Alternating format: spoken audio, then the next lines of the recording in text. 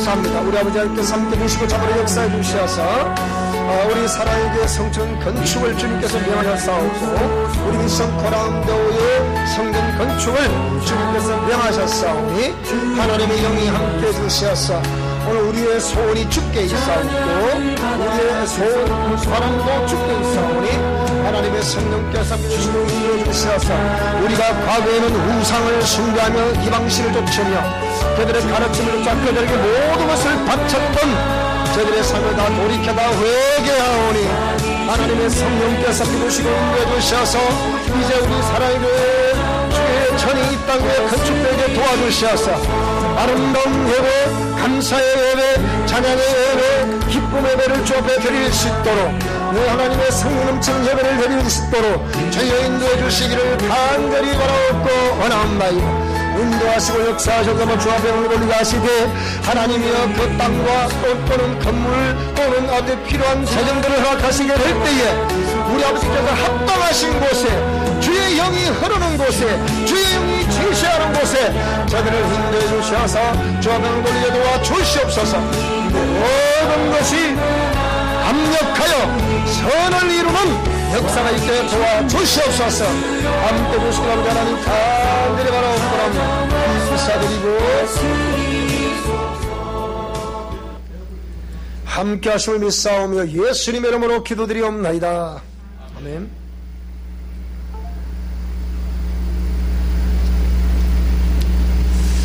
자, 오늘의 제목은 따라합시다. 성전 중심의 삶이 주는 축복. 아멘. 보통 모든 사람들은 우리 인생을 말할 때 이렇게 말합니다. 공술에 공수거라 해서 빈손으로 왔다가 빈손으로 돌아가는 것이 우리 인생이다. 하나님이 없는 사상을 가지고 있기 때문에 빈손으로 왔다가 빈손으로 가서 한 줌의 흙으로 돌아가면 끝난다는 것이 우리의 인생이라는 말이죠. 그래서 시편 기자는 시편 14편 1절을 보게 되니까 어리석은 사람은 그 마음에 이르기를 하나님이 없다고 하는도다, 그렇게 기록을 하고 있습니다. 물론 우리가 하나님을 잘 모르기 때문에 잘 모르는 것과 그리고 어느 사람을 통해서 하나님 말씀을 전파함을 들었음에도 불구하고 하나님을 거부하는 것과는 다릅니다. 그래서 우리 예수님 믿는 사람들은 올 때는 빈손으로 왔지만 갈 때는 반드시 여러분 인생 내력을 가지고 우리는 하나님 앞에 가게 되어 있습니다. 그래서 공술의 공수거가 아니라는 거죠. 공술의 공수거를 하는 사람들은 인생을 나그네 길이라 해서 어디서 왔다가 어디로 가는지 모른다는 그 얘기예요. 근데 우리는 분명하게 고백할 수 있는 것은 우리는 하나님의 창조 섭리를 따라서 어머니 아버지를 통해서 우리 땅에 태어났지만 갈 때는 반드시 하나님의 공의 말씀을 따라 삶을 살아낸 그 삶의 내력을 가지고 우리가 하나님 앞에 서야 됩니다. 지난 시간에 오늘 하나님이 우리의 공력을 심판을 하는데 무엇으로 심판하느냐? 불로서 심판을 하신다. 불로서 심판하는데 어떤 사람은 금과 은으로 또 나무와 풀과 지프로 각자의 자기의 나름대로의 신념을 또 신앙을 건축을 해 간다. 근데 불로 그 공력을 시험을 하다 보니까 불로 확 짚어보니까 지프로 나무로 뭐 풀로 이런 걸 가지고 짓는 사람들은 결국 타서 없어져 버린다. 그러니까 금과 은 불을 지펴도 타지 않을 것으로 인생의 삶을 아주 알차게 살아낸 사람들은 그걸 보고 하나님이 그분에게 복을 내리시는데 그게 무슨 복을 내리시냐? 하나님의 영생의 복뿐만 아니라 상급도 내리신다. 요즘은 매실 수학을 하고 있는데요, 성경을 보니까 마태복음에 보게 되면 씨 뿌림의 비유, 사복음서 다른 성경도 있습니다만은 씨를 뿌리는 자가 씨를 뿌리는데 길가에 또 가시떨기와 같은 곳에 돌밭과 같은 곳에 또 좋은 땅, 옥토라 부르는 이런 곳에도 씨가 뿌려지더라. 그런데 그 씨가 뿌려져서 참 때를 따라 이른 비와 늦은 비를 맞으면서 씨가 이렇게 싹이 트고 자라서 꽃이 피어 열매를 맺죠. 그런데 사도 요한은 그것을 표현하기를 하늘의 밀알로 비유를 하면서 하늘의 밀이 땅에 떨어져 썩으면 많은 결실이 맺지만 썩지 않으면 밀알 그대로 있는다. 근데 하늘 그대로 있는다, 이런 사람들은 책망을 받게 된다, 그렇게 말씀하고 있죠. 그런데 이 씨앗이 썩어 이렇게 없어졌을 때 거기서 싹이 나고 자라서 꽃이 피 열매를 맺는데 30배, 60배, 100배, 또 어떤 사도는 표현하기를 100배, 60배, 30배 이런 식으로 표현을 하고 있는데, 제가 매실을 따다 보니까 무슨 생각이 드냐 하면, 우리 하나님께서는 정말로 어떤 미술가들은 우리 하나님이 조각가다, 한 폭의 수채화를 그렸다 그러는데, 제가 보니까 우리 하나님은 보통 농사꾼이 아니세요. 한 나무에서 매실을 수확하는데 이 수십 킬로를 수확을 하는 거예요. 수천 개가 달려있는 거기에. 그걸 보면서 우리가 이런 걸 보면서도 못 깨닫는다. 그런데 그 매실이 햇빛을 받아야 되고 또 적당히 비도 내려야 또 사람의 손길을 이렇게 만짐받아야 열매를 맺는단 말이에요. 그걸 바라보면서 하나님 주시는 것이 참 놀랍다. 그 복이 놀랍다. 그 복이 이 말씀을 듣는 저와 여러분, 우리 심령과 우리 가정과 우리 자녀들에게, 여러분 직장과 사업장 위에, 농토와 작물 위에 다시 함께 하시기를 주연으로 축복합니다. 자, 그래서 오늘 제목이 성전 중심의 삶이 주는 축복이라, 그렇게 이제 설명을 하고 있는데요. 오늘 이 제목을 자세히 살펴보면서 여기 나와 있는 이 내용들을 한번 살펴보게 되면, 오늘 본문은 이렇게 말씀하고 있습니다. 자, 다시 돌아가 보겠습니다. 여기 보면 고라 자손의 시라, 인도자를 따라 깃딧에 맞춘 노래. 저 소리가 도대체 무슨 말인가? 사실 교회를 평생 다녀도 이 말이 무슨 말인지 모르는 사람이 많습니다. 고라 자손이 쓴 시라는 얘기죠. 고라 자손. 그러니까 고라라는 사람의 후손들이 쓴 시라는 거예요. 근데 인도자를 따라 깃딧에 맞춘 노래, 즉 깃딧이라는 말이 도대체 무슨 말인가, 그렇게 생각이 되겠죠. 설명을 했습니다.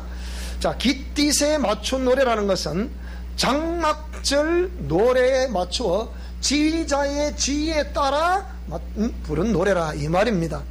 누가 그렇게 불렀다는 거예요?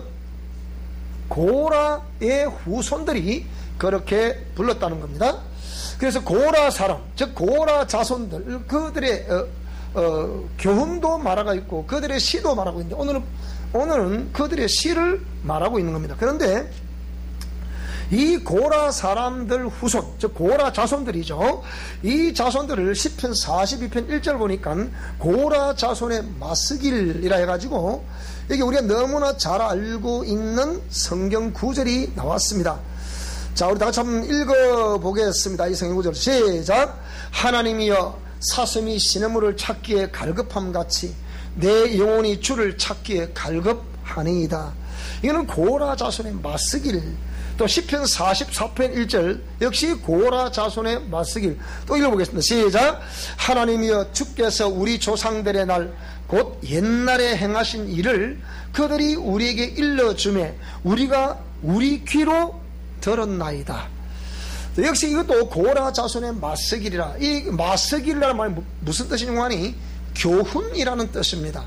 고라 자손들이 그러니까 윗대로부터 흘러내려간 그 자손의 족속에 관한 이야기를 들으면서 후손들이 그것을 교훈으로 삼았다는 거죠. 그 내용이 뭡니까? 하나님이여 사슴이 시냇물을 찾기에 갈급한 같이 내 영혼이 주를 찾기에 갈급하나이다. 그러니까 우리 영혼이 주를 찾기에 갈급해야 된다는 것을 말씀하고 있는 것이고, 또 하나님이여 주께서 우리 조상들의 날 곧 옛날에 행하신 일을 그들이 우리에게 일러주더라. 누군가 고라 자손 중에 살아있는 사람이 그들에게 뭐라고요? 그것을 일러주더라. 그래서 일러주기 때문에 옛날에 행하신 일을 그들이 우리에게 일러주니까 우리가 기록 우리 조상들이 어떻게 했다는 것을 교훈으로 듣고 있습니다. 지금도 교훈으로 듣고 있습니다. 저희 아버님이 돌아가셨습니다만은 저는 저희 아버지에 대한 추억이 여러 가지로 교차가 되죠. 근데 엊그저께도 우리 시골집에 가보니까 역시 대문가에 세로로 다 아주 그 글씨가 우리 아버지의 명필로 쓴 한문으로 쓴 글씨가 한 글씨가 아주 이만하니까 굉장히 큰 무술이 일면이 썼다는 거죠. 사필귀정이라고 엊그저께도 보고 왔습니다. 모든 일은 반드시 옳은 대로 돌아가게 되어 있고 옳은 대로 이루어지도록 되어 있습니다. 그렇다고 하면 이것이 바로 우리 하나님께서 말씀하셨던 인생으로 태어난 사람들이라고 하면 모두 공의의 말씀으로 돌아가야 된다는 것을 말씀하고 있습니다. 저희 아버님은 하나님을 잘 모르셨기 때문에 40년 동안에는 교회를 나오시지 못했습니다. 그렇지만 나름대로의 고뇌했던 그 인생의 그 삶의 흔적들이 쭉 지나가는데, 이 세로로는 사필귀정이라는 말씀을 써놓으셨지만 그 벽에다 크게 또 뭐라고 썼냐? 온 사람들이 동네 복판에 우리 집이 있기 때문에 다 볼 수 있도록, 지나가는 사람들이 다 볼 수 있도록, 차를 타고도 다 볼 수 있도록 인생 행로 다란사라는 글귀를 쫙 이렇게 써놨습니다. 인생을 살아가는 동안에 숱한 원치 않은 일들이 다양하게 어렵고 고통스럽고 힘든 일들이 우리 앞에 다 놓여 있더라. 여러분 맞습니까? 안 맞습니까? 하나님 믿고 안 믿고를 떠나서 그 말씀이 맞습니까? 안 맞습니까? 맞습니다.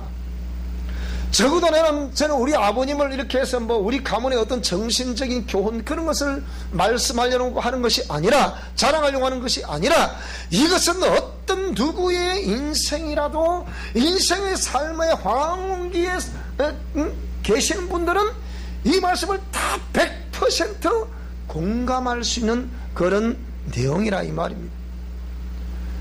우리 교회는 최고 연세가 많으신 분이 우리 이상만 집사님이신데, 우리 집사님께서도 이런 말씀을 들어보시면 그렇구나 공감이 되시죠? 되십니다. 틀림없이 공감될 수밖에 없는 거예요. 그런데 나름대로의 죄인된 우리의 습성이 그런 것들을 다 거부하는 거예요. 나는 내 머리 하나 믿고 살아왔습니다. 나는 내 인생 하나 믿고 살아왔습니다. 내 나름대로 의를 믿고 살아왔습니다. 이렇게 자신 있게 말하지만 그런 인생들도 때가 되면 서서히 인생의 모든 것을 다 내려놓아야 되고, 또 여전히 웰다잉 시대라고 했던 것과 같이 우리 인생은 죽음이라는 것을 필수적으로 맞이하게 되어 있습니다.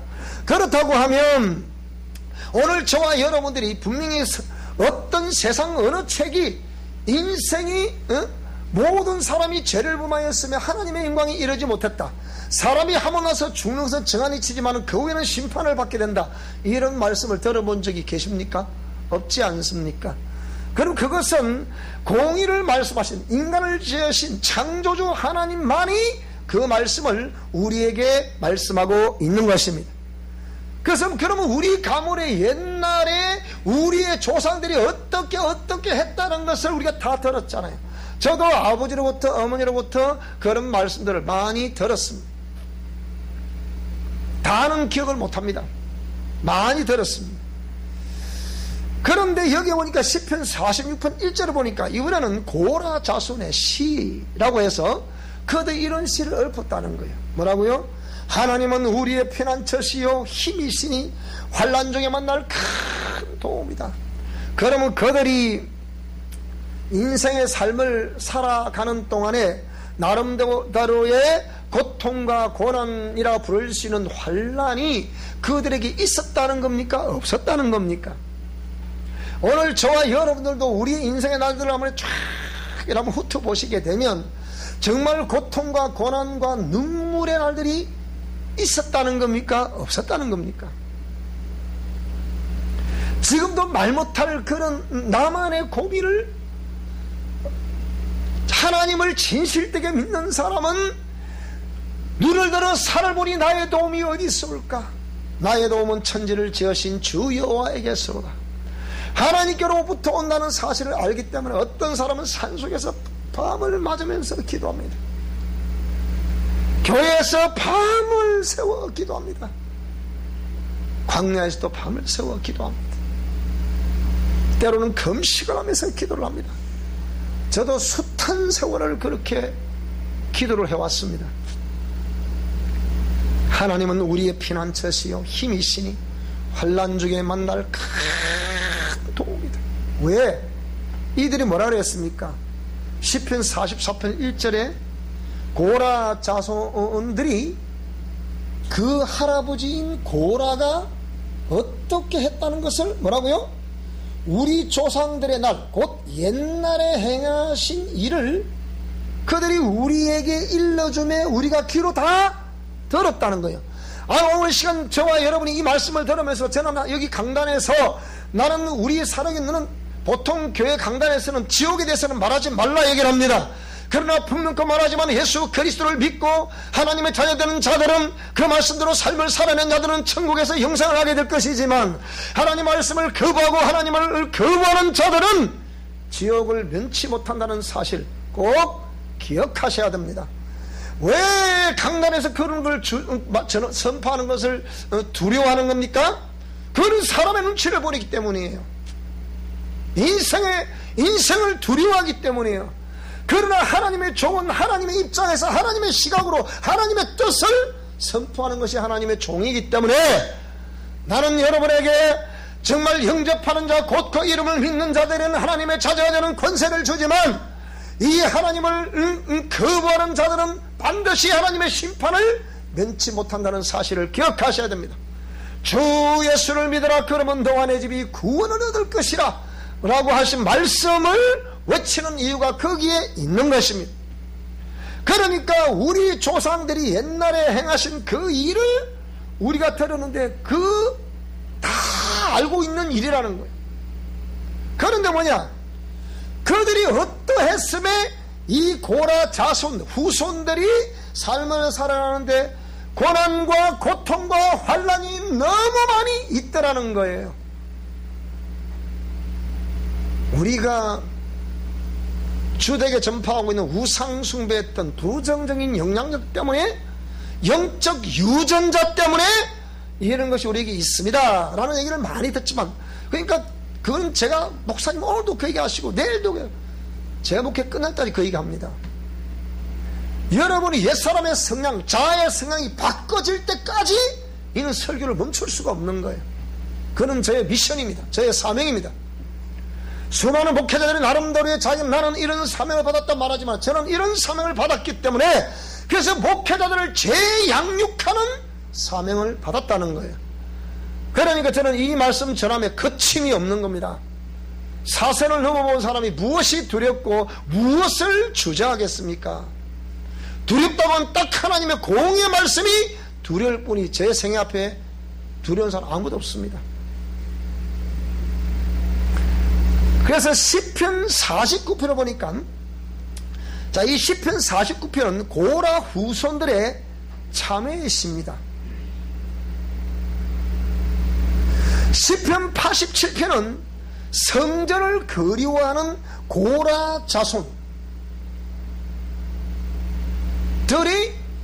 그 자신의 직분을 잃어버렸음에 대한 그리워하며 그것을 썼다는 거예요.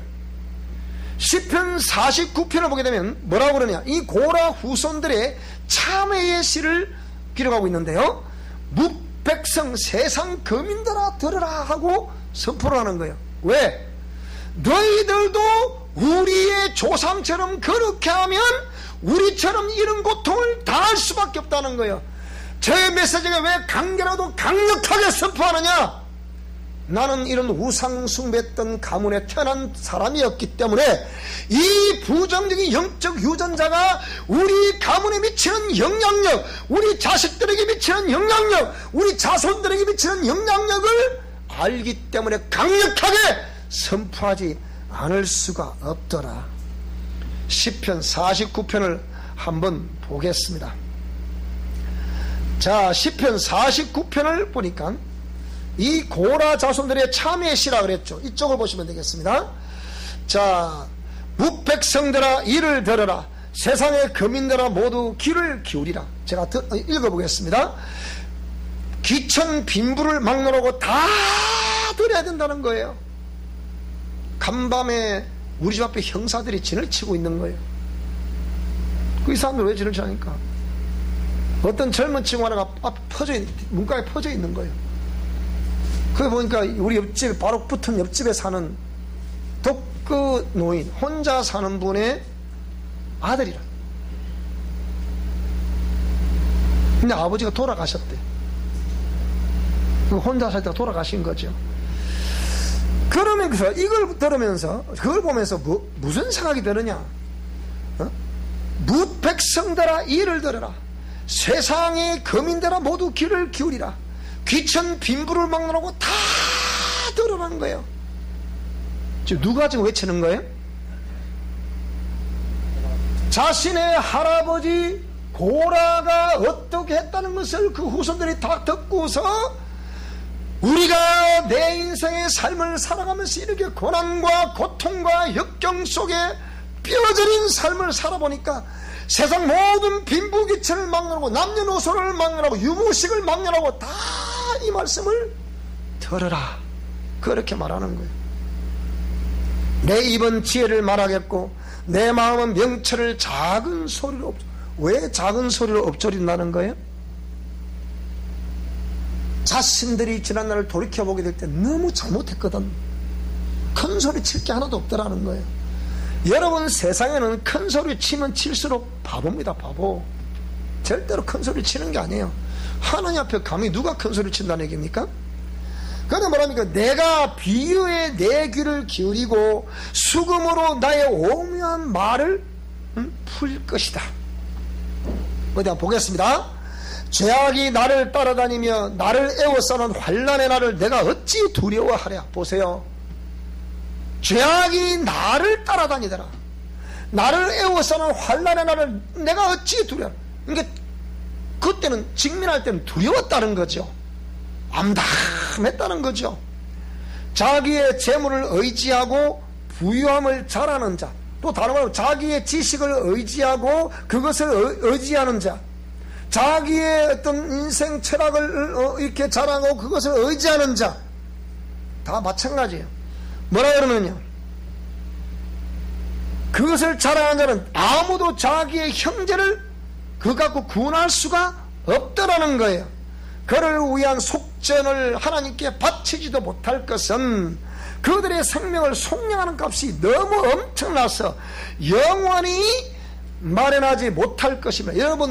여러분의 영혼을, 내 영혼이 천국을 가느냐 지옥을 가느냐 두 길 중에 한 길을 가야 되는데 여러분 세상에 그 무엇으로 저와 여러분의 우리 영혼을 천국 가게 할 수 있겠냐 이 말입니다. 사도행전 4장 12절에 예수님의 부활과 성천을 경험한 제자들이 뭐라고 외쳤습니까? 온 천하에 구원 얻을 만한 다른 이름을 주신 일이 없다. 세상에 수많은 길이 있지만 우리가 구원 얻을 수 있는 길은 오직 예수 그리스도로 말미암아 구원을 얻을 수 있다고 외치고 있는 것입니다.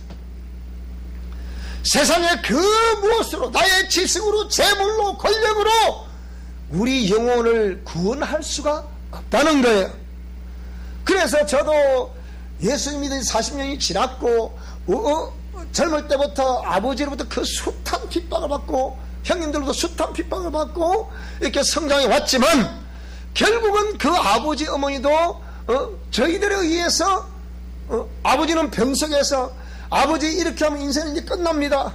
분명한 것은 천국과 지옥이 있습니다. 아버지는 예수 믿으셔 천국 갑니다. 그러니까 아버지 고개를 끄덕끄덕 하시는 거예요. 위암인 줄 모르고 놔뒀다. 이게 전이가 돼서 임파선이 암이 된 거예요. 여기 혹이 딱 나는 거예요. 그래서 수술하는데 경상대학병원에서 그러는 거예요. 이 수술을 어쩌면 성대를 건드릴 수 있기 때문에 말씀을 못 하실 수 있습니다. 그래도 하시겠습니까? 그러니까 어머니하고 형이 막 이렇게 사인을 하셨단 말이에요. 근데 결국은 말씀 못 하시고 병상에서 말씀만 들으시고 돌아가셨어요. 그래서 아버지 예수 믿으셔 천국 갑니다니까. 그래서 아버지 돌아가실 저는 아버지를 한 번도 제가 꿈에 뵌 적도 없어요. 영생 얻다고 보죠. 믿습니다. 천국 가셨다고 저는 믿습니다. 그리고 어머니는 전도를 해서 오랜 동안 신앙생활 하시다 가셨으니까 역시 그렇게 영생 얻었을 것이라 생각이 됩니다. 그래서 영원히 살아서 죽음을 보지 않을 것인가? 그러나 그는 지혜 있는 자도 죽고 어리석고 무지한 자도 함께 망하며 그들의 재물은 남에게 남겨두고 떠나는 것을 보게 될 것이다. 여러분 그렇습니까? 안 그렇습니까? 아무리 저와 여러분이 어떤 그 무엇을 가지고 있다 하더라도 그 무엇으로 천국 갈 수 있는 것이 아니다. 내가 세상에서 가졌던 모든 것은 다 땅에 놔두고 가야 됩니다. 옆집의 아저씨도 자전거를 놔두고 가셨더군요. 우리 집 문 앞에다 걸쳐놨더라고. 아침에 내가 치우고 왔어요. 다 놔두고 가더라고. 오토바이도 놔두고 갔어. 다 놔두고 가더라고. 전부 가더라고. 그러나 그들의 속 생각에 그들의 집은 영원히 있고 그들의 거처는 대대에 이르려 하여 그들의 토지를 자기 이름으로 탁 등기해서 난 그렇게 생각하는 거예요. 저는 어떻게 생각이 드냐면 이 말씀을 보는데 사랑하는 종아 너는 아직까지 네 이름으로 된 집이 없다 하여 너는 항상 설교를 할 때 그렇게 말을 잘하더구나. 어휴,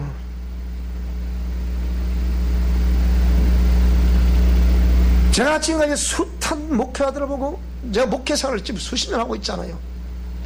그런데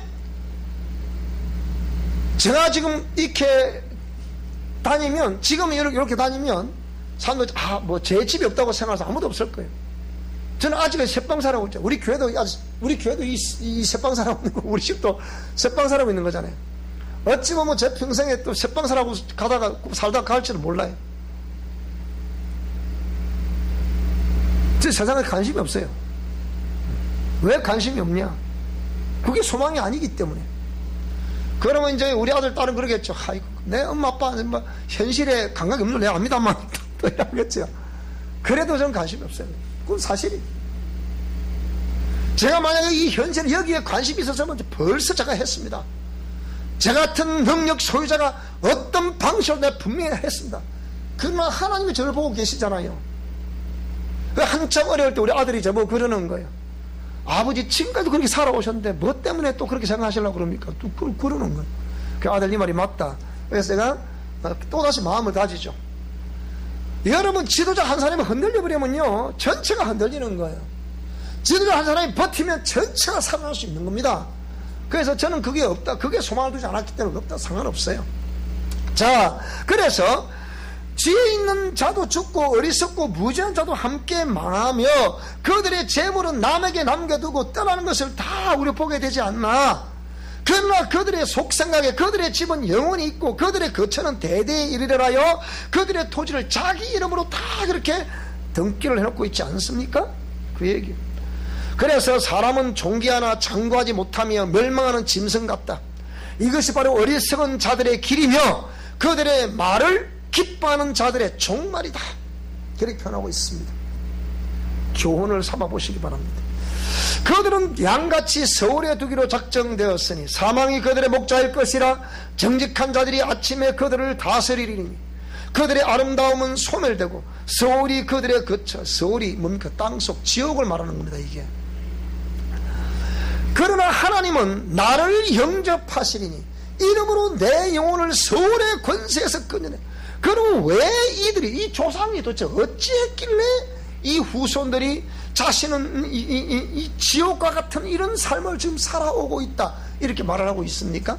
이유가 도대체 뭘까요? 사람이 치부하여 그의 집에 영광이 더할 때에 너는 두려워하지 말지니라. 하나님 제게 하신 말씀이에요. 세상 모든 목회자들이 다 주의 전을 건축하고 삐까뻔쩍을 세워 성장 목회 성공 부려졌지만 살아가는 동안 너는 그것을 따라가서는 안 된다. 내 아들 이미 수십 년 전에 그 산에서 부러질 때 내 아들을 지명하여 부르지 않았더냐. 내 아들을 수많은 사람들을 종들을 다시 일으키는 세우는 종으로 쓴다고 말하지 않더냐. 하나님이 그걸 말씀하시는 거예요. 그래서 사람이 치부하여 그의 집에 영광이 더할 때 너는 두려워 말지어라. 그가 죽음에 가져가는 것이 없고 그의 영광이 그를 따라 내려가지 못함이로다. 그가 비록 생시에 자기를 축하하며 스스로 좋게 함으로 사람들에게 칭찬을 받을지라도 그들은 그들의 역대 조상들에게 어디로 돌아간다고요? 그들의 역대 조상들에게 돌아간다. 이게 무슨 말입니까? 조상들이 그렇게 삶을 마감한 것 같이 너희들도 그렇게 간다는 그런 내용이죠. 그렇지만 영원히 빛을 볼 수가 없다는 거예요. 종기 하나 깨닫지 못하는 사람들은 뭐라고요? 멸망하는 짐승 같다. 오늘 이 시간 이 말씀을 듣는 우리 사랑의 모든 성도들이며 또 우리 미션 코람데오들이여, 여러분들은 정말 오늘 말씀을 잘 깨달을 수 있기를 주의 이름으로 축복합니다. 그런데 이것이 고라 후손들이 얼마나 고통스럽고 이 역경 속에 살았으면 백성 세상 거민들아 들어라.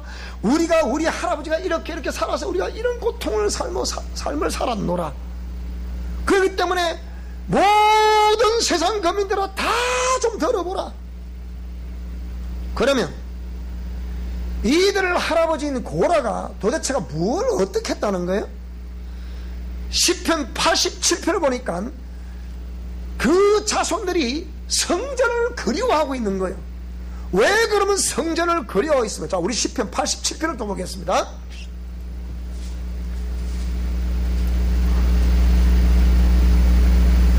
자, 87편을 또 보겠습니다. 보세요. 이번에는 그의 터전이 어디 있다고요? 성산에 있으며 여호와께서 야곱의 모든 거처보다 시온의 문들을 사랑하시는도다. 하나님의 성이여 너를 가리켜 영광스럽다 말하는도다. 지금 계속 뭘 지금 말씀하고 있는 거죠?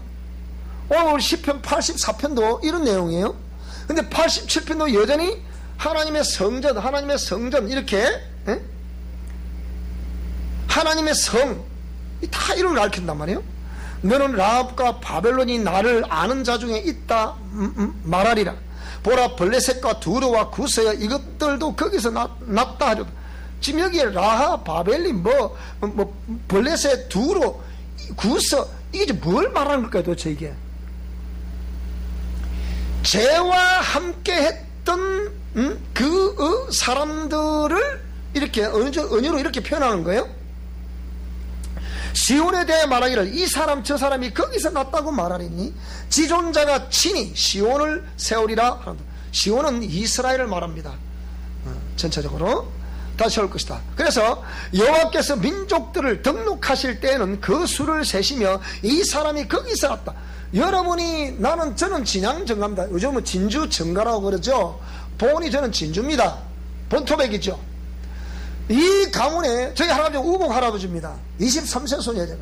그러면 이렇게 태어나서 지금도 우리 할아버지 이렇게 우리 조상들 이렇게 했고 어떻게 저희 시조 할아버지가 고려시대, 이 진주가 1300년 된 도시인데 고려시대의 대사헌으로 봉직하시던 분입니다. 저희 가문은 그렇습니다. 정말 법을 다스리시던 분이라는 거죠. 그게 대사헌이니까 사헌부의 머리였다는 거죠. 지금도 검찰총장이 되겠죠. 법무부 장관쯤 되겠죠. 거기에 태어난 후손이기 때문에 나름대로 저희 가문의 이력을 이렇게 듣고 있는 거예요. 여러분 각자도 여러분 시족의 내력을 듣고 있지 않습니까? 듣고 있는 거예요. 그러니까 민족들을 등록하실 때 그 수를 세시며 이 사람이 거기서 났다 그렇게 말한다 얘기예요. 그러면 고라 자손들, 그렇게 고난과 고통 속에 역경 속에 살았던 그런 고라 자손들은 누구로 태어났다고요? 할아버지 고라로부터 태어났다는 거예요. 그러면 고라는 도대체 어떤 사람이냐? 고라가 어떤 사람이길래 이들이 온 거민들아, 우리가 삶을 살아보니까 이렇게 하는 고통을 당하고 이렇게 하는 것이 맞느니라, 남녀노소 빈부귀천 유무식을 막론하고 다 들어보라 외치고 있는 거예요. 제가 왜 강력하게 외치느냐? 여러분이 그렇게 뼈저리게 경험해봤으면 이렇게 전하지 않을 수가 없는 거예요. 이런 영적 세계를 모르면 저처럼 목이 터져라 전하지 않습니다.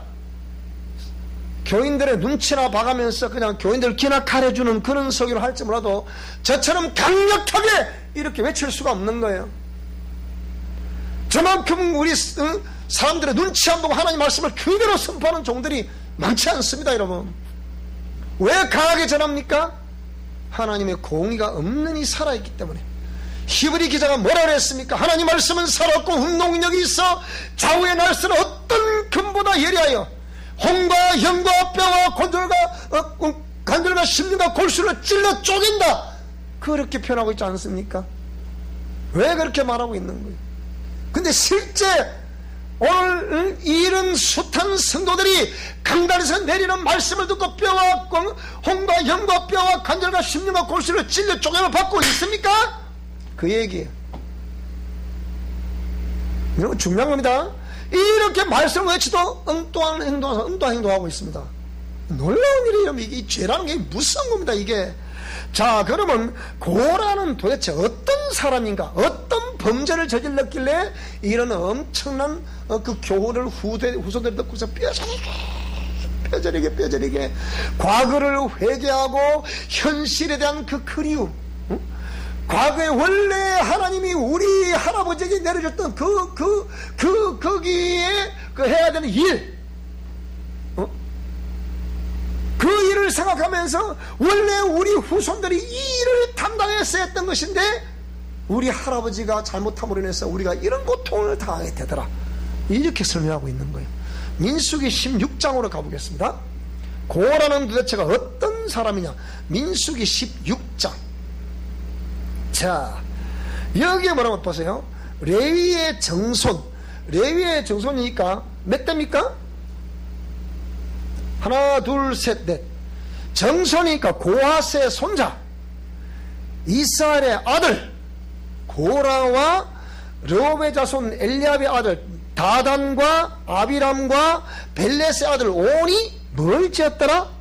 당을 지었더라. 오늘 저와 여러분들 이 말씀을 잘 들으셔야 됩니다. 당을 지었다 무슨 말이냐? 하나님이 세운 지도자를 대적을 했더라, 그 얘기예요. 근데 이 대적을 하는 것이 그 근원이 어디서 나오냐 했을 때 우상 숭배했던 이방신을 섬겼던 거기서 그 모든 주의 하나님이 세운 종을 대적하는 그것이 거기서 나온다는 거예요. 무슨 말씀이 되십니까? 그러면서 이스라엘 자손 총회에서 택함을 받은 자 곧 회중 가운데에서 이름 있는 지휘관 250명과 함께 일어나서 모세를 하나님이 세웠잖아요. 모세를 거스르더라. 이스라엘 자손 총회에서 택함을 받은 자, 그러니까 이 고라도 원래 무슨 일을 해야 했었는데 그 일을 하던 사람이 또 다른 택함을 받은 사람 250명과 함께 모세를 지금 대적하고 있는 거예요. 이 고라가 하는 일이 뭐냐? 레위 자손으로 태어났기 때문에 레위 자손은 뭘 하라는 거예요? 하나님의 성전에서 하나님을 섬겨드리는 일을 하라는 거잖아요. 그걸 그럼 하나님의 공의 말씀을 계속 전해야, 비록 죄인된 우리가 부족하지만 누가 공의의 말씀을 자꾸 전해줘야 백성들이 그 공의의 대열에서 흩어지지 않고 이 공의 말씀 따라 쭉 살아갈 수 있는 거예요. 그 살아간 삶의 결론, 목적지가 어디냐? 그게 천국이란 말이에요.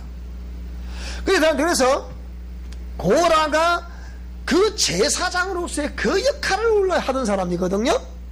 그런데 하나님이 그 사람 중에서 이 사람을 세웠는데, 모세를 세웠는데, 이 모세를 다른 그 총에서 세움받은 250명과 함께 고라가 이렇게 뭡니까? 르우벤의 자손 엘리압 아들 다단, 고라, 다단, 여기에 자, 고라, 그리고 다단, 그 다음에 온, 그 다음에 이 아비람과 온이 이 내성이 당을 지어서 모세를 대적을 했더라. 그들이 모여서 모세와 아론을 거슬러 그들이 이르되 너희가 분수에 지나도다.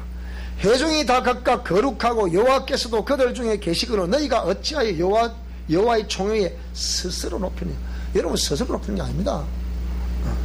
모세가 듣고 엎드렸다가 고라와 그의 모든 무리에게 말하여 이르되 아침에 여호와께서 자기에게 속한 자가 누구인지 거룩한 자가 누구인지 보이시고 그 사람을 자기에게 가까이 나오게 하시되 곧 그가 택하신 자를 자기에게 가까이 나오게 하시리니 이렇게 하라. 너 고라와 네 모든 무리는 향로를 가져다가 내일 여호와 앞에서 그 향로에 불을 담고 그 위에 향을 두라. 그때 여호와께서 택하신 자는 거룩하게 되리라. 레위 자손들아, 너희가 너무 분수에 지나치다. 오늘날 우리 한국 교회가 이렇게 어렵게 되는 거, 제가 다시 한번 더 예언을 하겠습니다. 여러분, 이거 누차게 말씀드리면 뭐 다 얘기했던 건데 또 무슨 예언이라, 목사님.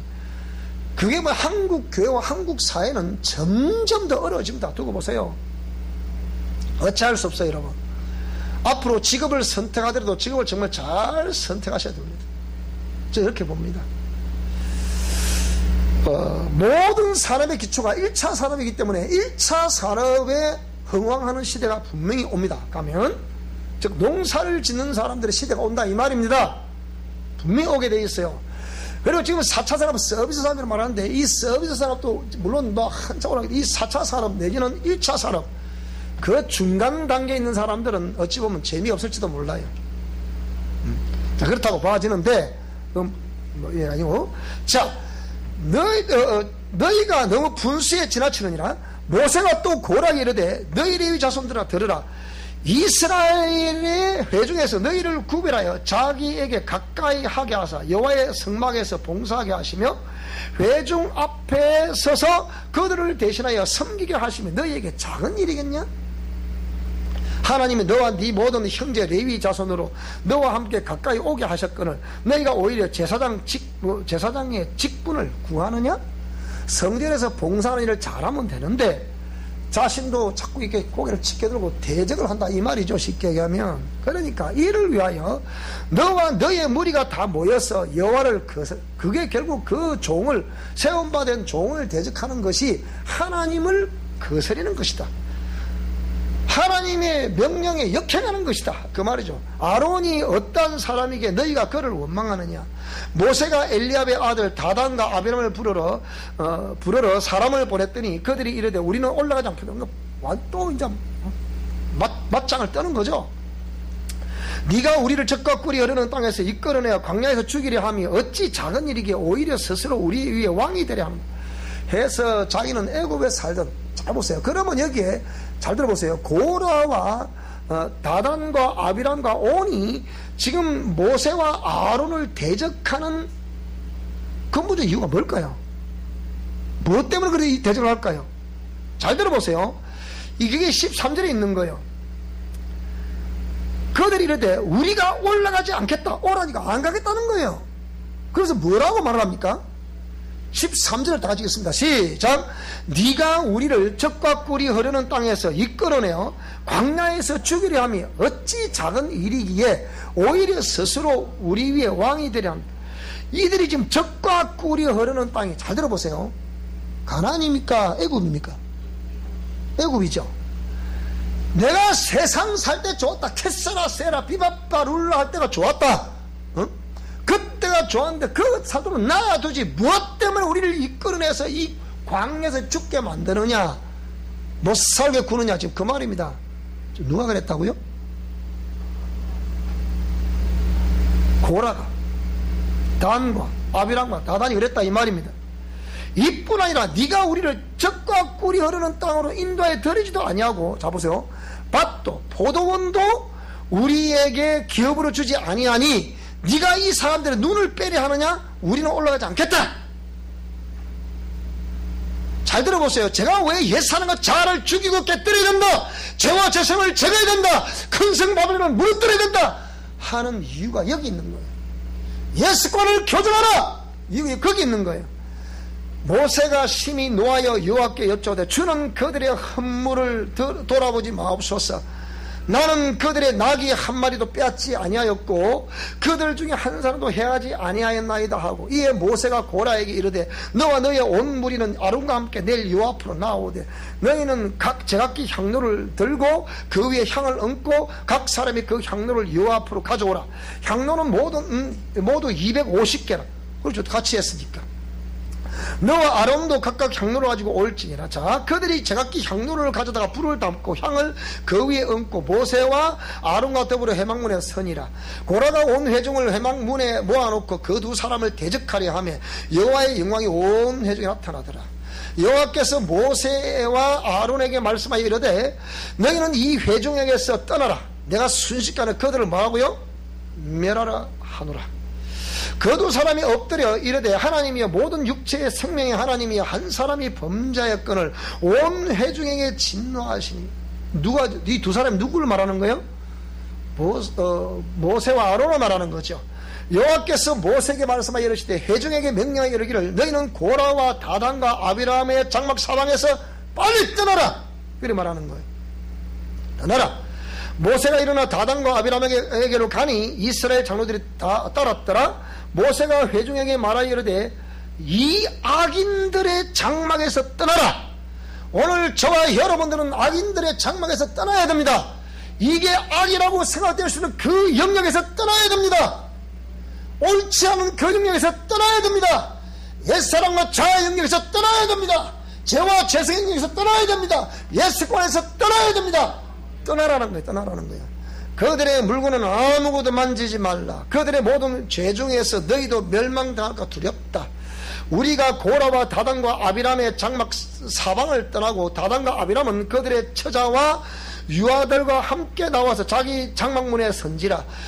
모세가 이르되 여호와께서 나를 보내사 이 모든 일을 행하게 하신 것이요 나의 임의로 함이 아닌 줄을 이 일로 말미암아 알리라. 곧 이 사람들의 죽음이 모든 사람과 같고 그들이 당하는 벌이 모든 사람이 당하는 벌과 같으면 여호와께서 나를 보내심이 아니거니와. 그러니까 모든 사람들이 어떤 죄로 말미암아 벌을 당하게 되는데 그들과 똑같은 벌일 것 같으면 내가 말하지 않겠다, 그 얘기 아닙니까? 만일 여호와께서 새 일을 행하사 땅이 입을 열어 이 사람들과 그들의 모든 소유물을 삼켜 산채로 서울에게 빠지게 하시면 이 사람들이 과연 여호와를 멸시한 것인 줄을 너희가 알리라. 그가 이 모든 말을 마치자 마치 그들이 섰던 땅바닥이 확 갈라져 버리는 거예요. 땅이 그 입을 열어 그들과 그들의 집과 고라에게 속한 모든 사람과 그들의 재물을 탁 그냥 삼켜버리는 거예요. 그들과 그의 모든 재물이 산채로 서울에 빠지며 땅이 그 위에 덮이니 딱 갈라졌다가 싹 빠지니까 다시 또 덮이니 그들이 회중 가운데서 망하니라.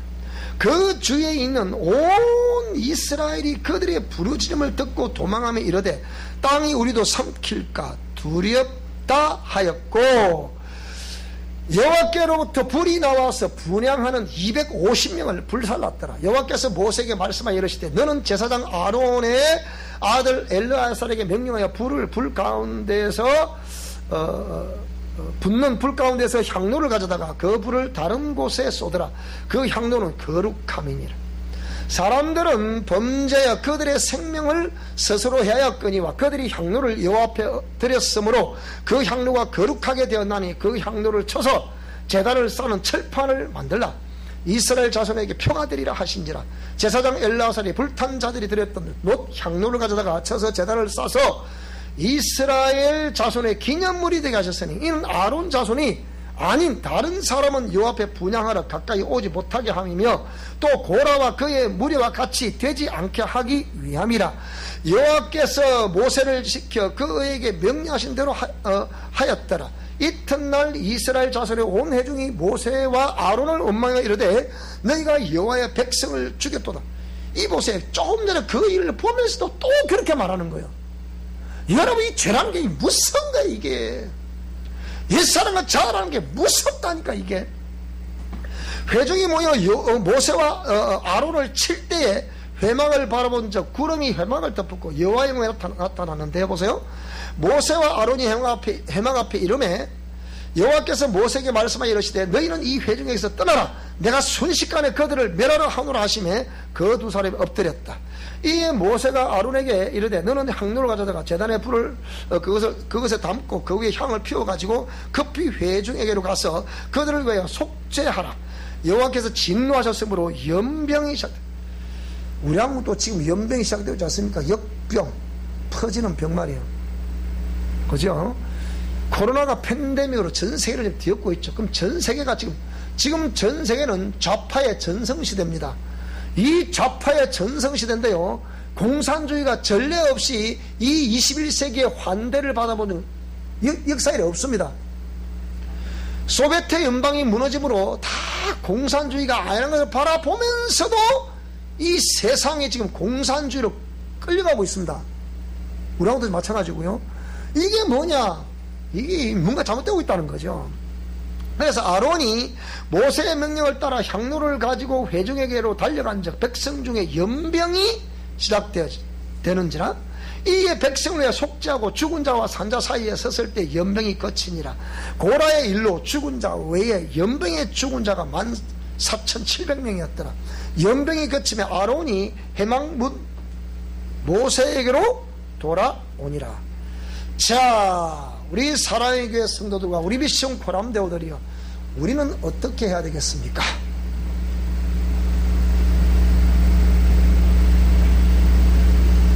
하나님이여 사슴이 시냇물을 찾기에 갈급한 같이 내 영혼이 주를 찾기에 갈급하니이다. 하나님이여 주께서 우리 조상들의 날 곧 옛날에 행하신 일을 그들이 우리에게 일러주며 우리가 우리 귀로 다 들었습니다.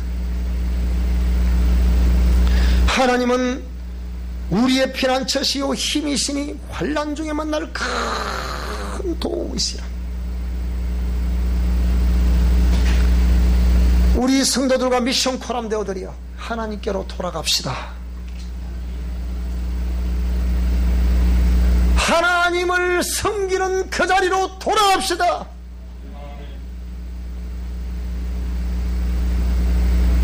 고라가 하나님의 전에서 봉사하는 일을 명령하였은즉 그 위치를 떠나버렸기 때문에 백성들은, 그들의 후손들은 엄청난 고통을 당하면서, 무교민들아 다 들어보세요.